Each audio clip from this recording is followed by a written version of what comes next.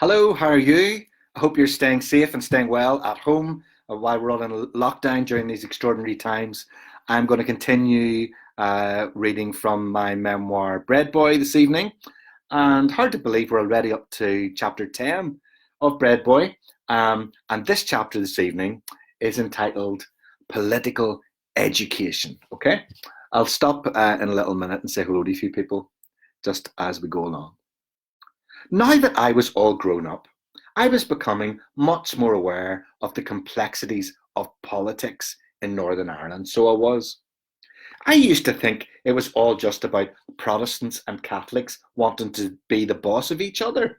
But now I was nearly shaven, I was old enough for a more mature analysis of the situation. I was able to use terms such as constitutional status, power sharing, and no with great authority. Soon I would be as well informed as your man Robin Day with the Dicky Bow, who asked politicians hard questions on BBC Two. One Saturday morning, I was working in the back of the van, gathering together the Ross Bottom's vast array of pans and planes, when Leslie stopped the Ormo mini shop abruptly in the middle of the estate. Such was the suddenness of this halt that I was thrown against the crusty baps and squashed a packet of currant squares. I was doubly worried because not only had I just damaged precious merchandise, but I also assumed from the emergency stop that we were about to be hijacked. "Are you all right in there, son?" inquired Leslie, who had obviously heard a thud in the back.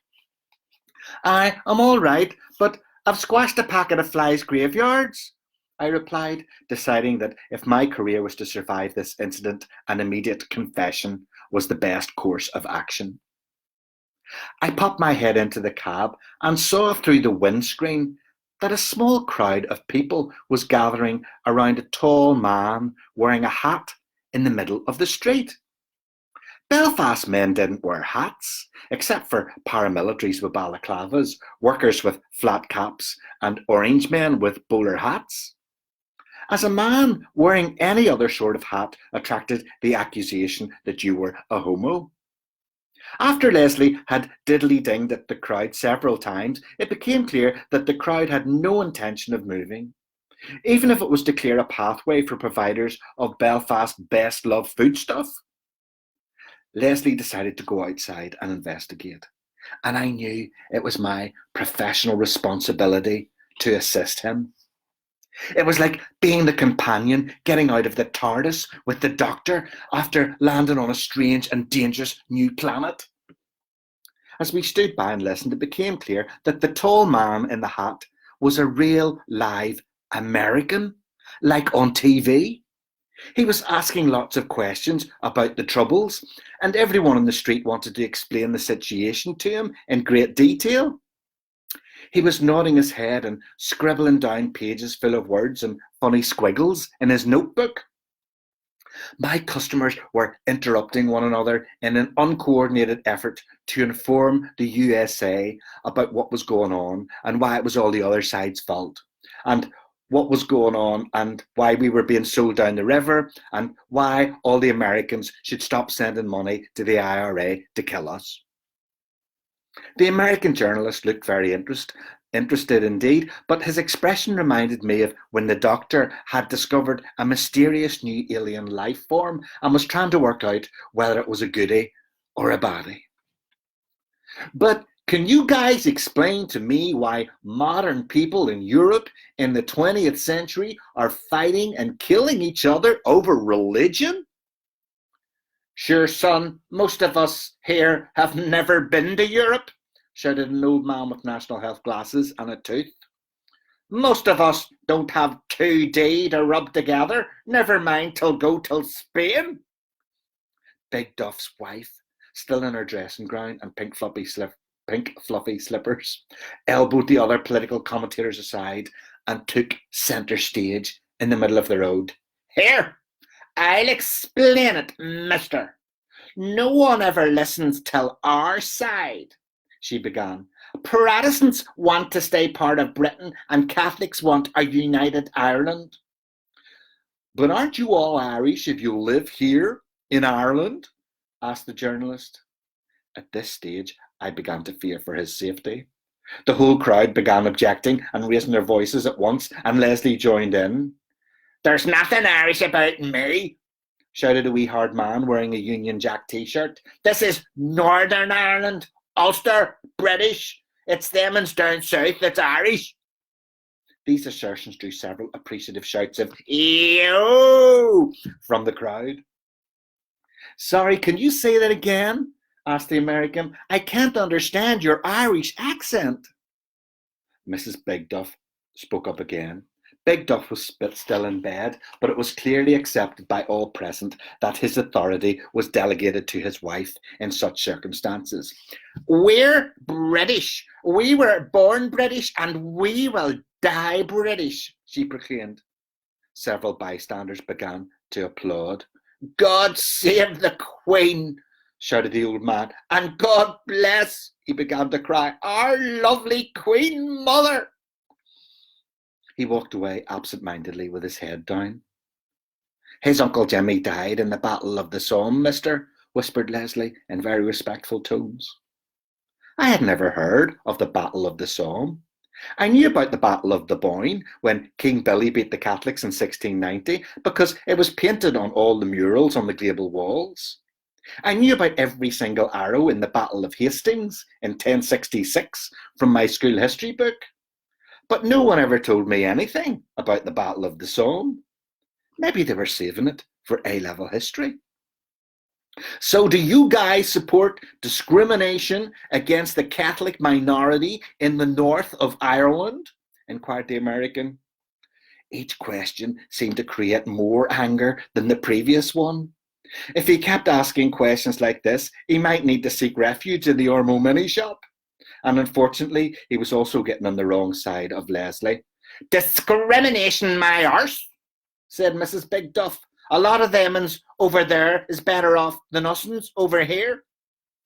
I knew this might be true because a lot of the Catholics I met at the School of Music had more money than me and could afford to buy rather than hire their violins. But I was sure I had seen a documentary on UTV where a family with lots of children from up the country wasn't allowed a house just because they were Catholic. It didn't seem fair to me. When they interviewed John Hume, he said it was injustice. I knew it was better not to mention this particular example in the present context in case I might appear disloyal. This could have serious consequences, such as being denied tips or getting beaten with a baseball bat. I didn't dare to admit it there, but I wasn't all that fussed about a united Ireland, as long as the IRA wasn't in charge. Having said that, I still preferred BBC to RTE, so I was worried that in a united Ireland, they would replace Top of the Pops with The Angelus. So what do you good folk think will bring peace to Ireland? Asked the journalist, smiling nervously. Northern Ireland, corrected Mrs. Duff. A barrage of conflicting suggestion followed the American suggestion. No surrender! Both sides stop fighting. Kill all them IRA bastards. Power sharing.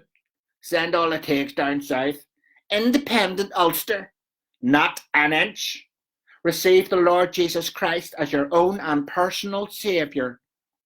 I didn't even bother to contribute, as I knew I'd be shouted down as usual. Unfortunately, the divergent set of responses resulted in the crowd breaking up into smaller groups, arguing over the way of peace, and some of these debates got quite heated. The one positive outcome was that the road was now clear, so Leslie and I could return to the van and get back to our work. The American seemed genuinely shocked by the lack of unanimity in the estate. He must have thought we were all the same. Hey kid, what do you think? He asked me as I was departing. I was surprised that an adult would be interested in my views. I thought about the question for a second and then I told him. My dad says it's all about rich men getting poor men to fight each other so they stay rich and we stay poor, so it is. As soon as I'd spoken these words, I felt disappointed because I realised I was just repeating my father's view. Maybe it was time for me to start to have my own opinions. Nevertheless, the journalist seemed to like what I had said, and he scribbled it down with a smile. "You're starting to sound like your man Karl Marx," said Leslie. I could tell by his tone of voice that this was meant as a criticism, but I had never heard of Karl Marx. Was he one of Groucho's brothers? I was about to engage in a serious political discussion with my boss when Billy Cooper's granny interrupted us. "A pan, a plane, 2 soda and 2 potato," she said. As I delivered the remainder of the bread that morning, I decided I was going to become an expert on politics. If tall men with hats from America were prepared to come the whole way across the Atlantic Ocean to try to understand Northern Ireland, then I should at least have a go myself. It seemed to be an important prerequisite for being the only pacifist Protestant on the peace line. So I'll tell you what I did next in a minute, but in the meantime, say hello to a few people.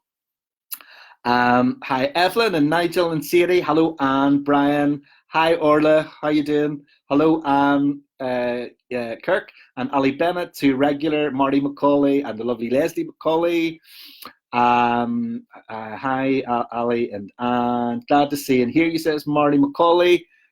Hello, Evelyn Brown. Good to have you again. My family are a bit mad at me as I've paused Tony Stark to watch Tony McCauley. That's an extreme move, Ali Bennett.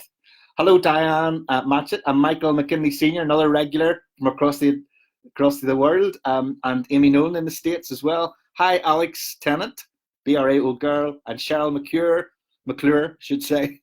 Hi, Cheryl, and Gillian Mooch and Laurie Hall in Edinburgh. You're loving it, Rosaline. Glad to hear that, Rosaline Hartley. You never miss. I'm glad you're enjoying it, Michael. Hello, Lusaka Kate, and loving your Jack and Nori story every night, Tony, says Karen Chaya. I'm glad you're enjoying it.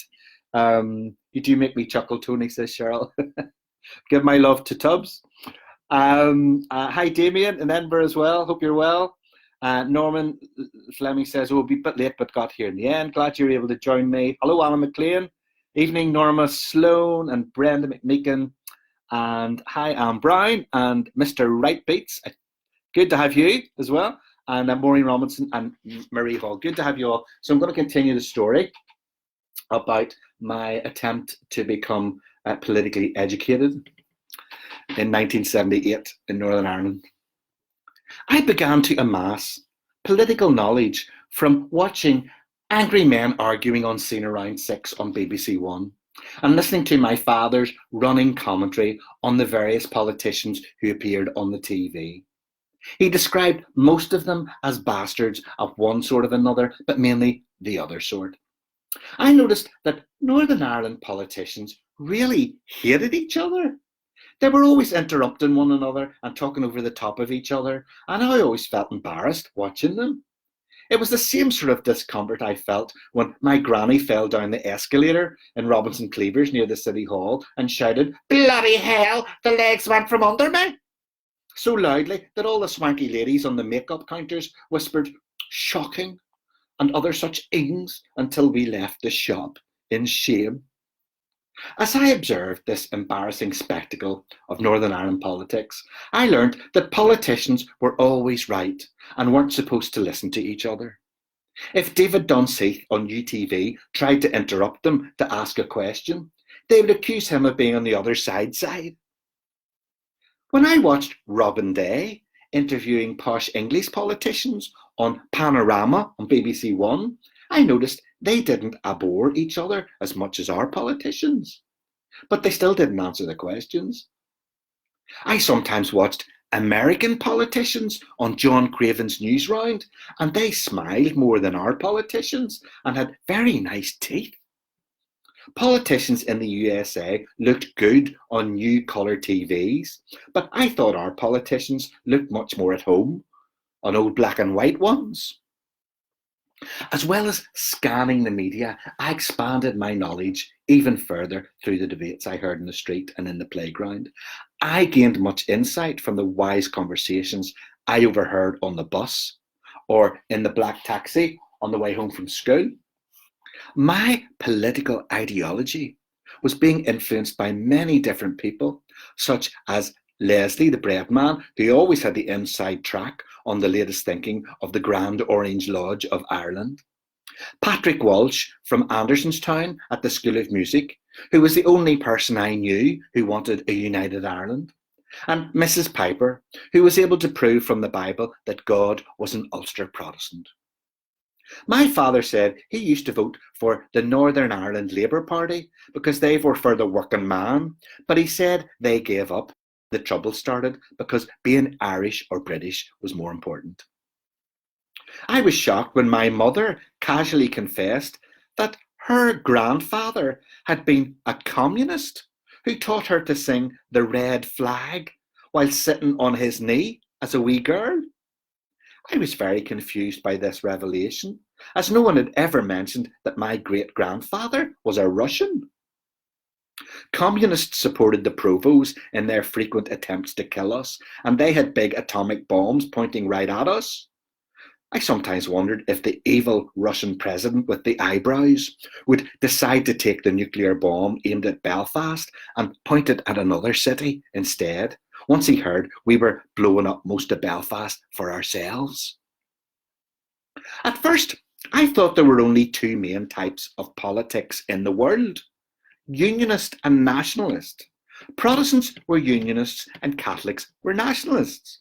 Unionists were right and wanted to keep Ulster British, and Nationalists were wrong and wanted a united Ireland.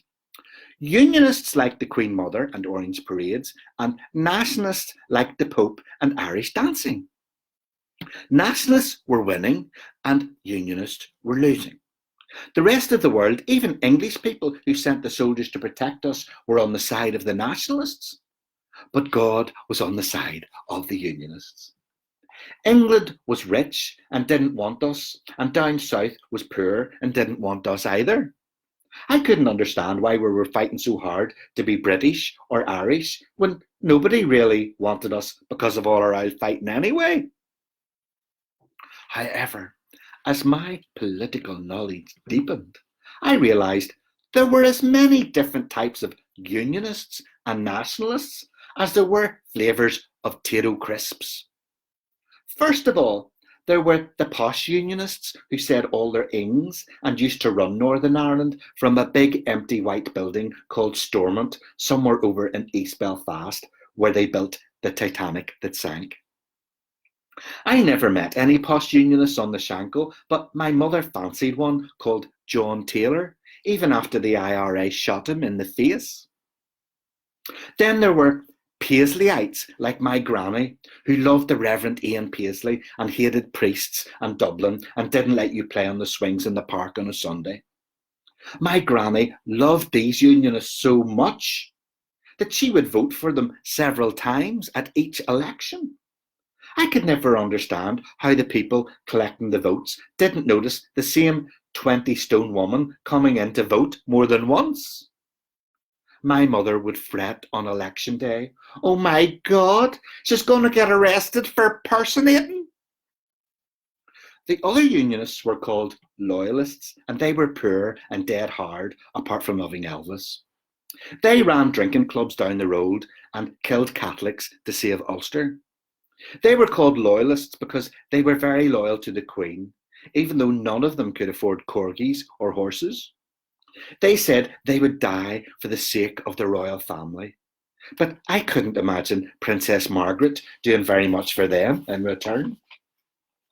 Poor Unionists loved flags, but didn't like the posh Unionists they voted for because they never did very much for them. Paisleyites didn't like posh Unionists because they said they were watery Protestants who gave in to the IRA. As I tried to come to terms with all these different brands, I concluded that Unionists simply weren't too good at being in union. They were always arguing over who was the most Protestant and who was the biggest and bestest Unionist. My father said they all just wanted to be super prod. Sometimes Protestants seemed to hate each other more than they hated Catholics, and that was quite a lot of hatred. It was much harder for me to come to a full understanding of nationalists because they all lived on the other side of the peace wall.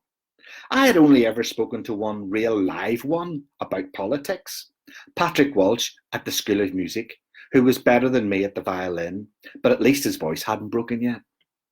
Patrick thought all Protestants should go back to Scotland on the Larne ferry. To compensate for my limited contact with nationalists, I watched TV news debates and furtively read Catholic newspapers in Central Library. I soon became an expert on this side too. Nationalists wanted a united Ireland because they were fed up with the British them for thousands of years. Although there were fewer flavours of nationalists, I soon learned that Titch McCracken was wrong when he said, "Them are all the same, you know." As far as I could tell, the nationalists who liked John Hume were teachers and social workers who wanted a united Ireland, but wouldn't kill you for it. They didn't like injustice or Protestants. They wanted our jobs and our houses, but they wouldn't force us out. Meanwhile, Republicans were poor and dead hard nationalists who supported the IRA to kill us to get a united Ireland. Republicans hated Protestants, especially policemen, but they hated the British most of all because everything was their fault. Republicans thought the Brits were evil invaders like Daleks and Russians. However, the Provost seemed to like Russians because the Soviets were pointing hundreds of atomic bombs at the Brits. I was terrified of Republicans in case they made Protestant Breadboys legitimate targets in their fight to free Ireland. An armful of bread was not an effective shield in a machine gun attack. As my understanding of politics deepened, I also became more and more aware of all the contradictions. Patrick Walsh said Catholics were poor and Protestants were rich, but he always had more money than me for the tuck shop.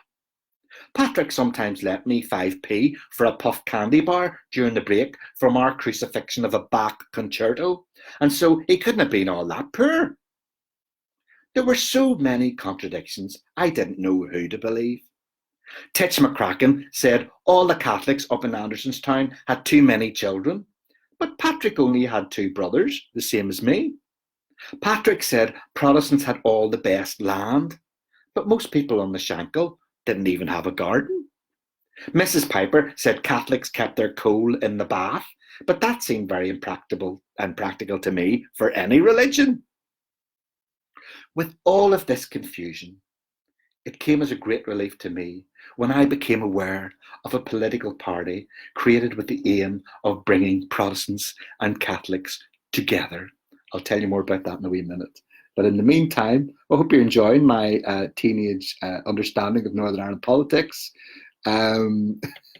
So who else is here? Hello, where were we? Hi, Ellen and Jim. And hello, Mike Moran and Fiona and BRA Old Girl. Going to talk about BRA in a wee minute. Evening, Tony from Angela and Keith. Hi, Chris McMahon. Hi, Jim Poole and Brendan. Hi, Chris. Hello there, Sadie Hannah. Enjoying memories of the 1970s. Hi, Andy McCauley and Neve, who's a regular, and Kenneth. Hello, Lynn, Francis McGrath. I'm loving Breadboy. I'm glad you're enjoying it. And hi, Sadie Hannah as well, and Ian Parsley. Oh, Ian Parsley, you might like this next piece about my attempts. Well, I'll just read it. With all of this confusion, it came as a great relief to me when I became aware of a political party created with the aim of bringing Protestants and Catholics together. It was called the Alliance Party. Both Unionists and Nationalists laughed at it and said it was middle of the road and wishy-washy, which was exactly what the NME said about ABBA. I thought the Alliance Party was a great idea because if we all got together and stopped killing each other, then there would be peace. I assumed that when everyone my age was old enough to vote, then we would all vote Alliance and the troubles would be over. However, I soon discovered that my enthusiasm was not shared by very many of the people around me. Titch McCracken sneered that the Alliance Party was trying to turn us all into Catholics and Protestants. And Patrick Walsh said they were all do-gooder unionists from Bangor. Mrs. Piper said the members all sat on a big fence somewhere in Kiltraw, and this meant they really supported the IRA. Timothy Longsley at BRA said the Alliance Party was nothing but a pack of middle-class wankers. I thought this was rich, coming from Timothy Longsley, as he was the biggest middle-class wanker of all. But in spite of all this hostility, I decided that perhaps I should join as part of my calling to be a blessed peacemaker. I was certain Jesus would have joined the Alliance Party if he had been in my shoes. But I wasn't sure exactly how you went about joining a political party.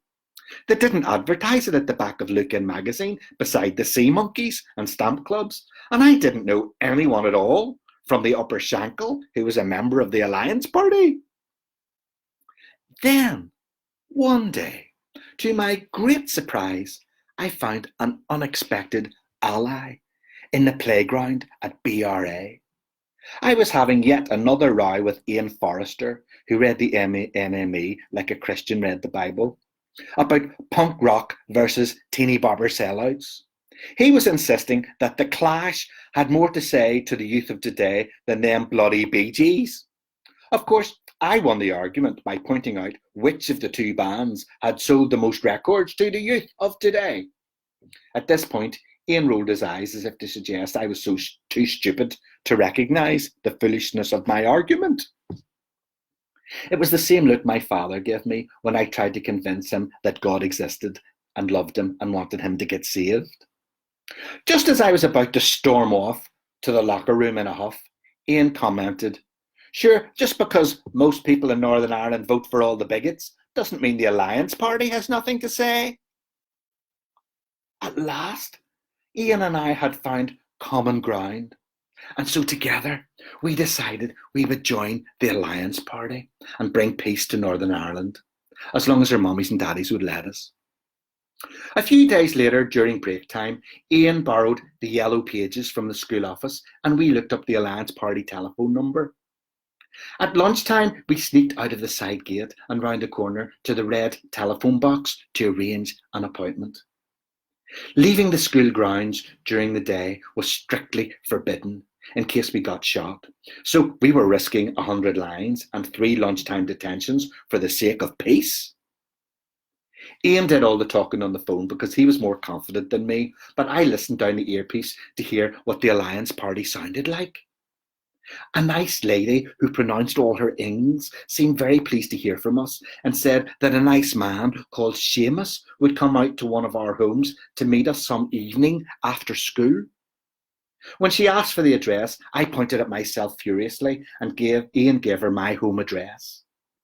There were a few perceptible moments of silence when Ian gave the nice lady my Upper Shankill address, but she regained her composure and assured us that Seamus would come out and see us the following Wednesday evening after seeing around 6. When I explained to my parents that Ian was coming round for tea, they were delighted that one of my school friends from North Belfast was visiting. But when I added that I had invited the Alliance Party to our house too, there was less enthusiasm. "Oh my God," cried my mother, "this wee lad's head's in the clouds." "Let him carry on, sure he's young," said my father. "But he'll end up getting shot," exclaimed my mother. I was shocked at this reaction. It wasn't as if I was joining a paramilitary organisation, and as a general rule, the IRA and the UVF seem to regard the Alliance Party as too nice to be worth shooting. Of course, I was aware that Seamus sounded like a Catholic, and there had never been a real live Catholic in our house before, apart from Val Doonican in a rocking chair and Eamon Andrews with a big red book on This Is Your Life. As a result of these concerns, I conveniently forgot the name of our political visitor, and my family remained in the living room laughing at Frank Spencer falling off a ladder in his beret on some Mother's Day anthem, oblivious to the fact that a Seamus was calling. Ian and I were allowed full use of the good room with a shag pile carpet for the political negotiations. When the doorbell rang, I ran to the front door immediately and welcomed a nervous-looking Seamus. He was very nice and pleased to meet us and very friendly, but he kept looking out the window towards his car as he spoke. It was as if he was scared of something bad happening. Ian asked him clever political questions, and I nodded, pretending I understood everything, when Seamus gave long answers about constitutional status and democratic deficit and unionists with the small u and power sharing and all. I recognised the words power sharing because when politicians said those words on the UTV news, my granny would lift the poker and shake it at the TV screen. After about an hour, Seamus left, giving us nice leaflets and application forms to fill in, and he said he looked forward to having us in the party. Thanks very much, Seamus. It was very interesting, I said politely, shaking hands. Unfortunately, this farewell exchange coincided with my big brother passing en route to the toilet. Of course, he observed everything. Snobby fiend lover, he whispered in my ear as I closed the front door on Seamus. Within seconds, my mother had joined us in the hall and was pleading with me not to get involved in politics because it was too dangerous, and my father told her to catch herself on. After that evening, Ian Forrester seemed to tolerate me more in spite of our differing musical tastes. I faithfully sent off my application form to the Alliance Party and waited several weeks for a reply. After a few months, I was still waiting. This was taking longer than my Charles Atlas pack, and it was posted from America. I assumed they were being inundated by all the young people in Northern Ireland joining to help them to stop the Troubles, and they would get round to me eventually. But my membership card never arrived. Within a few weeks, I was down south at Butlin's holiday camp in Mosney for a family holiday. My big brother declined the invitation because he was too grown up now for going on holiday with us. Instead, he organised a poker school in our good room while we were away. In spite of my granny's concerns that we were going to give hard-earned money to them Free Staters, my father insisted that his family should experience at least one vacation in a traditional holiday camp before they all closed down. We crossed the border near Newry, and my father drove very cautiously through bandit country. Aware of our northern number plate, my parents went silent during this part of the journey, presumably hoping that the hundreds of provos hiding in the fields all around us wouldn't consider Protestants invading Butlins to be legitimate targets. I looked out the windows of our Ford Escort respray to see if all the roads down south were as terrible as everyone said they were, and to check if all the people really were very poor. The roads were pretty bad, but the people just looked the same as us. Titch McCracken said you weren't allowed to be a Protestant down south, and I had worried about this so much that I'd managed to convince myself that we'd have to turn Catholic before they'd let us in the Butlins. Surely you didn't have to know how to say Hail Mary to be allowed to enter the Knobbly Knees competition. When we arrived at the holiday camp, we received a warm and friendly welcome from a man with a lisp and a Terry Wogan accent in a red coat. Once we settled into our very small chalet, I explored all the delights of Butlins in the rain with my wee brother. Everywhere looked like it had been brilliant before we were born. It all needed painted, but we still had fun in the old-fashioned dodgems and roller skating in a proper rink for the first time in our lives. It soon became clear, from the southern accents and all the Irish-sounding names being called by the mothers, that we were the only Protestants in Butlins. On most of the rainy days that week, we went for a swim in one of the Olympic-sized swimming pools that needed a good clean. There was a window underneath the pool, so you could nip down to see if any of the kids had pooped in the water before you got in. One day it stopped raining and we splashed around in the outdoor pool for hours, and I imagined I had a dolphin for a best friend like Flipper. While we were at the outdoor pool enjoying the sun, as if we were Judith Chalmers in Spain on UTV, I met two pretty girls about my age who were also on holiday. When I heard one of the girls shouting, "Here, wee girl, will you stop scundering me in my bikini?" I worked out they must come from Belfast too.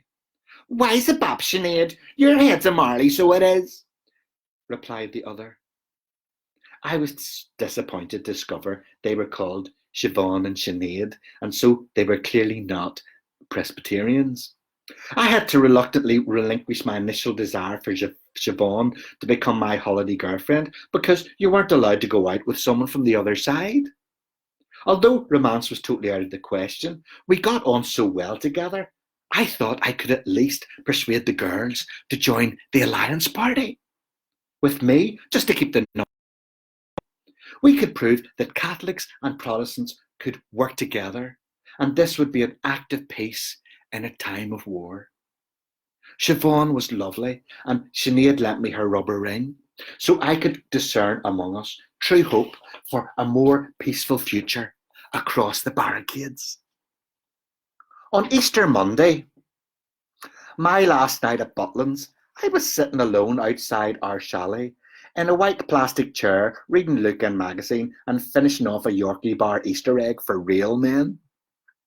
The walkway of the second floor chalets above acted as a barrier against the hailstones. My parents were out competing in the ballroom dancing competition, and my wee brother was at a Punch and Judy show with Irish accents. I was planning to ask Siobhan for her address so we could stay in touch and join the Alliance Party together and help bring peace to Northern Ireland.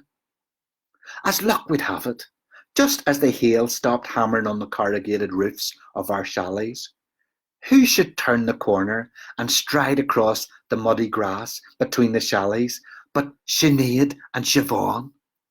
They were giggling and singing, and it seemed to be the perfect moment to request, if not a snog up an entry, at least an ongoing platonic relationship for the sake of cross-community reconciliation. However, as the two Belfast beauties drew closer, I began to hear more distinctly the words of the song they were singing with such glee. "We are the Provies from the lower falls. We are the Provies from the lower falls." I realised immediately that Siobhan did not share my commitment to the way of non-violence, and I retreated sadly into the chalet. I was so shocked I'd nearly fallen for a terrorist that I lay down on the thin mattress of the very small bed and sulked. I was getting very good at sulking, but it was usually better if someone else was around to notice. After coming to terms with the initial shock, my mind returned to going back to school, and inevitably, these thoughts led to Judy Carlton. I had been putting our relationship on hold to concentrate on my career, but now the Easter holidays were nearly over. Maybe it was time to try to work things out with Judy. I was sure this was what Judy would want. In the distance, I could hear the melancholy sound of Siobhan and Sinead singing some other song I'd never heard before about the men behind the wire. All thoughts of us joining the Alliance Party together faded into the night. When my parents and wee brother eventually returned to the chalet, I remained in bed and put my head under the sheets, pretending to be asleep. This was not a time for conversation about politics or religion or peace and reconciliation. I was getting tired of peacemaking, and the more I was learning about politics, the more I despaired. So I did. There you are. That's chapter 10 of Breadboy. Hope you enjoyed that trip down memory lane and the crazy politics of Northern Ireland. So thank you for listening. Mary Black and Patricia Gilroy over there in the States. Hi, Orla. Oh, you're enjoying listening. Glad to hear that. Love to all the O'Sullivans there. And say hi to Roger for me. Hi, Pete and Ian and Claire and Walter and Donna and William. Thanks for listening. I hope you enjoyed chapter 10. I'll be back tomorrow night, same time. Until then, stay home, stay well, and stay positive.